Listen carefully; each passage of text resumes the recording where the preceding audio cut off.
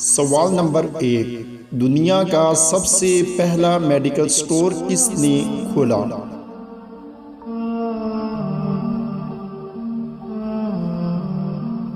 तो जवाब है दोस्तों मुसलमानों ने।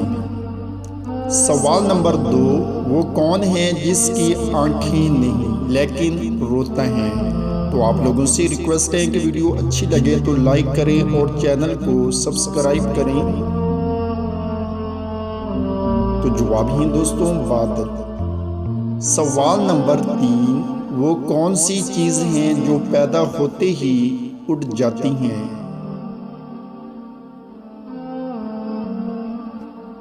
तो अपना आंसर कमेंट में दें। तो जवाब है दोस्तों धुआं। सवाल नंबर 4। वो कौन सा परिंदा है जो जल जाए तो जिंदा रहता है?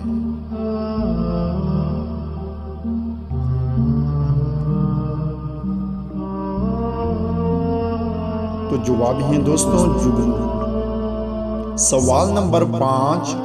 वो क्या चीज़ है जिसको जितना भी ठंडा कर लो मगर वो गर्म ही रहता है?